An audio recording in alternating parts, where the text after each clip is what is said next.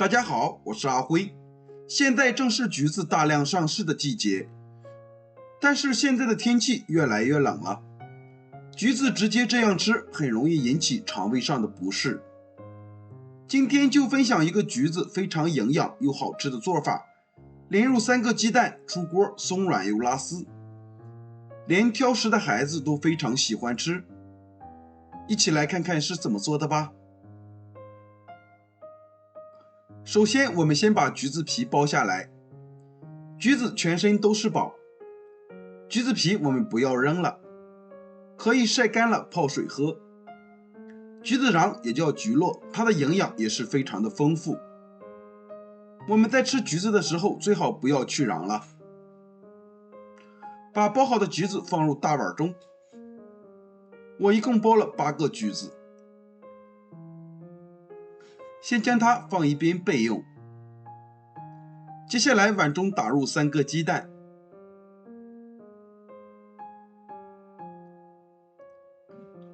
用筷子充分的搅散。搅散后，把鸡蛋液淋在橘子上，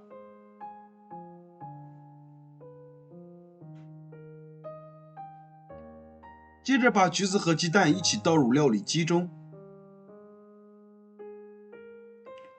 选择果蔬功能键，给它打成橘子汁，大约需要打2分钟左右。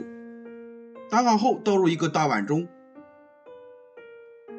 然后加入4克酵母，再加30克白糖，促进酵母发酵。喜欢吃甜的可以多放一些。用筷子搅拌均匀，搅拌至酵母溶解，然后加入350克普通面粉。继续用筷子搅拌均匀，搅成这种面絮状，再加入15克黄油，没有黄油的可以用食用油，再下手揉成光滑的面团，一直揉成一个偏软一点的光滑面团。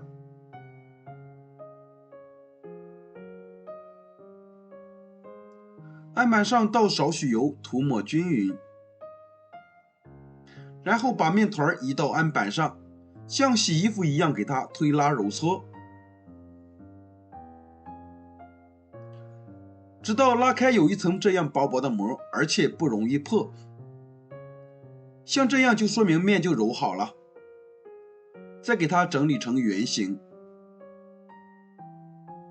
再放回大碗中。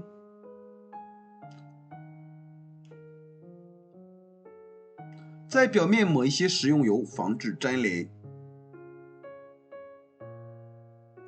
盖上保鲜膜，发酵至原来的2倍大。接下来碗中准备一把红枣，一把葡萄干，淋入少许清水，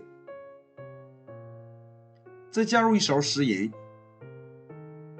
再加1勺面粉，用手抓拌均匀。让每个红枣和葡萄干都能裹上一层面粉，因为红枣和葡萄干都有一些沟壑，直接用清水洗是洗不干净的。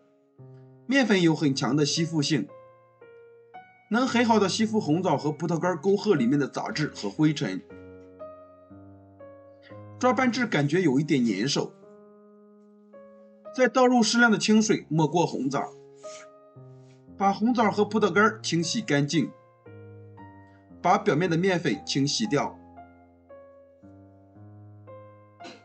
清洗一遍，给它控水捞出，再把它放入另外一盆清水中，给它多清洗几遍，直到把清洗的水变得清澈为止。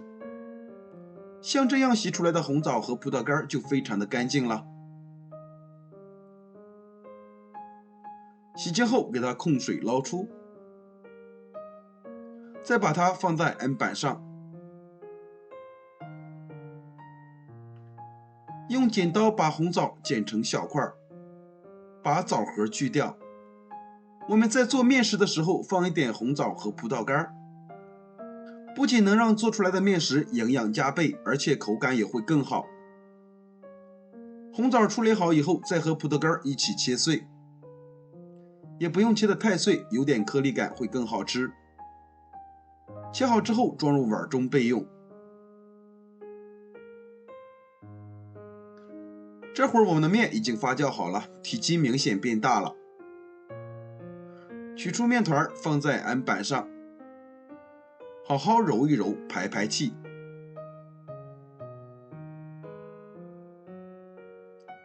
然后整理成圆形，用擀面杖擀成一个长方形的大面饼。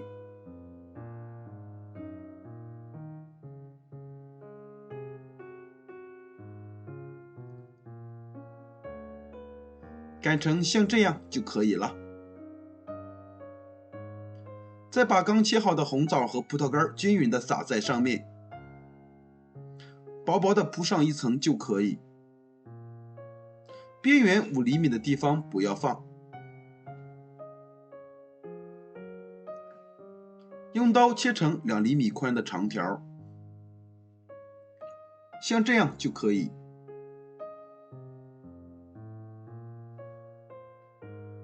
然后从另外一边给它卷起来，尽量卷得紧实一些。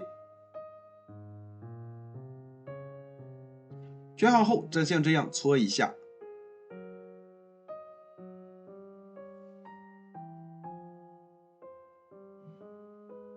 像这样一个面包生坯就做好了。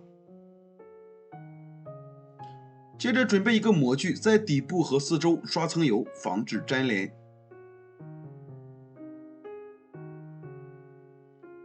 把生坯放入模具中，